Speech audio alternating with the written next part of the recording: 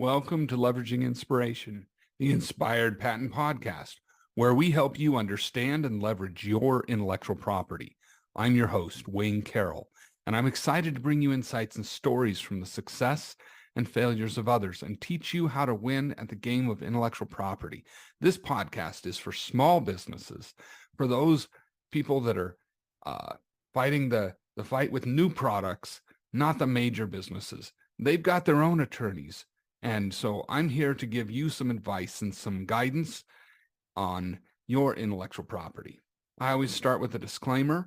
The information I provide on this podcast is for educational and informational purposes only. I am not providing legal advice, and nothing in this podcast should be construed as creating an attorney-client relationship. This week, we're covering design patents, and this is the third episode. This week, we're going to talk about enforcing a design patent. On the last episode, we started talking about Amazon sellers. And one of the things I heard many years ago, and it surprised me the first time I heard it, there was someone who had gone to Las Vegas for a big convention. They paid thousands of dollars to learn how to succeed on Amazon. And the advice they were told was, look for popular products on Amazon and copy the product. Buy one of their products, send it to China, have China make a copy of it, and then start selling it under your own brand. If there's no intellectual property that prevents that, that works as a great strategy for people to build a brand. The item is already selling, it's already approved, it's proved to be a good seller, and so they just basically tag into that success that's already there. And the reasons that client came to me is they were asking, after they had started this process, they discovered that it said patent pending. They didn't know what that meant, and what kind of risk do they have, and where are things at. So we can address that first. And actually, we're gonna address that in the next episode of defending against a design patent. But for enforcing your design patent, which is this week, you cannot enforce a design patent until it's a granted patent. And design patents can be very effective at stopping others who are copying your successful product. As we were talking about with our previous episode, if Amazon agrees that a product being sold infringes your design patent, they can shut down the seller's entire store and hold on to the money that would have gone to that seller until the complaint is resolved. So design patents are very useful when someone is trying to copy your product exactly. What you need to do, so sometimes a product is cheap enough, you can buy one of theirs. That way you got it in hand. You can show, this is the packaging it came in. This is who it came from. I bought one.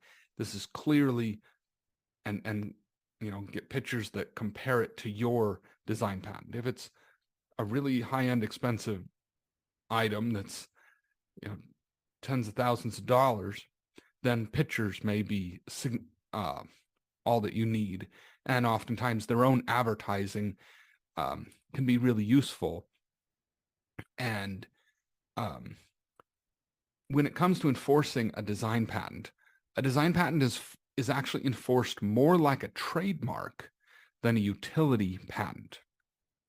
So with a design patent, the courts look at whether the design of the accused infringer would lead people to believe that it's from the same company or the same designer as the images in the design patent.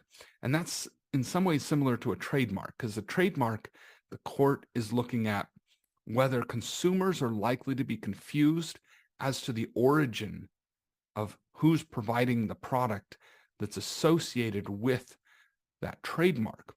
Well, here it's the actual design of the product. One of the cases was actually Croc, the Croc shoes. Whether you love them or hate them, they've got a very unique design. You see them and you know it's a Croc. And that's what a design patent is for. There was somebody else who actually got a design patent on a shoe like theirs that had holes and such, and they had convinced the patent office that the design was different enough that they were granted a design.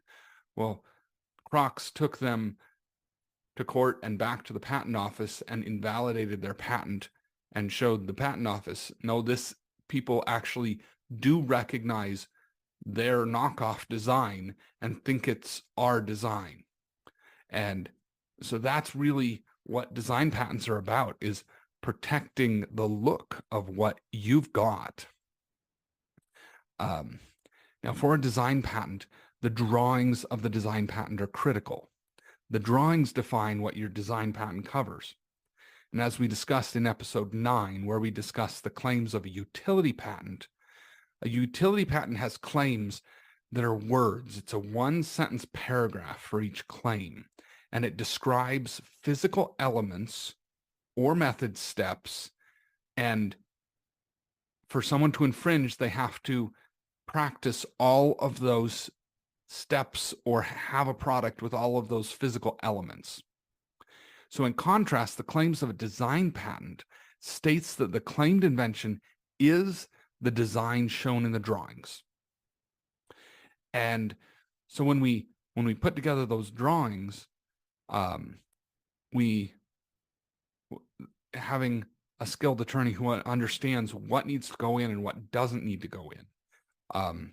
I was talking about in the last episode, the design patent on the iPhone, that first iPhone that showed the no keyboard, that was what was a new design, and Samsung was accused, and the jury found that they had infringed the design patent and some other patents, but of the look of that iPhone. And the design patent has to show a product, but you can put the product in dotted lines so that that product itself can vary as long as that design is in the product. So you want to show some of that detail, you have to show what it's embodied in, but you can show that in dotted lines. So it's important to get a good understanding of what part of it is your design and what part of it is the product that's not what you're focused on. Some companies will file multiple design patents for different parts of their product. The auto industry may file design patents, a different design patent on each panel of a car. And design patents work really well for the auto industry because the design patent lasts 15 years after it's granted. And it takes about a year and a half, 2 years, somewhere around there, to get that granted. So they file the design patent when they're, before they've released the vehicle, made it public. And so about the time that it comes off the assembly line and is actually selling, they've got a design patent. And then for 15 years, if anyone needs to buy a panel of that car, they have to go back to the dealer or somebody who, the dealer obviously is licensed from the manufacturer. So it keeps their aftermarket. And after 15 years, they're not as worried about that design because they've moved on. So it works really well for the auto industry. And if you've got ongoing design evolution in your products, which can be a good idea, partly to keep it fresh, to keep people wanting, something that looks new, that looks fresh, and then your design that's 10 years old, 15 years old, that's going to look like an old design. And if you can keep people wanting the new design. So that works really well in cell phones, consumer electronics, cars. So when a court evaluates a design patent, and what does it actually cover? How close does that design actually need to be? There was a court case that defined what they need to, what the courts after that court case need to go through. They examine what was the closest thing that was publicly available that others had published when that design patent application was filed. And so they look at that and they compare, well, what's the difference between what you got a patent on, a design patent on, and that previous design. And if there's a big difference between those, then you have a big area, scope of what your design patent covers. If there's a small difference, then your scope is going to be small. So looking at a design patent on its face, you don't know really how close the design is unless you really know the industry. And if the design, or if the patent itself is 15 years old or 5 years old, 5 or 10 years old, and the design of the market has moved on, you have to go back and figure out where was the market at when that design patent application was filed. So we always encourage you to start with strategy. What is your goal if you're enforcing your design patent? Do you want to be exclusive on Amazon? Shut down all your competitors? Do you want to force people to take licenses? Those are some different goals in exploring which ones make the most sense. And for enforcing a design patent, you're going to want to do your own research first. Evaluate, as I said, the scope of your design patent is based on the prior designs. You're going to want to figure that out. You're going to want to gather the evidence and evaluate the infringer and your chance of success before sending a cease and desist letter. You want to consider Amazon or other platforms to enforce the design patent. And then, if you need to, move to litigation according to your strategy. Keep monitoring for infringers. There are companies that's what they do. They help you monitor, and we can help people help set up our clients to work with those companies. And they're just, on an ongoing basis, they're going to look for stuff. And with AI tools, this is getting easier and better all the time.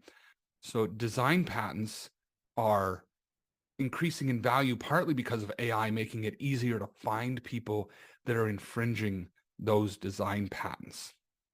So if you have a question about enforcing your design patents or anything about design patents or intellectual property, give me a call and we'll schedule a free consultation, schedule an appointment, and I'd love to talk to you. This is Wayne Carroll with Leveraging Inspiration.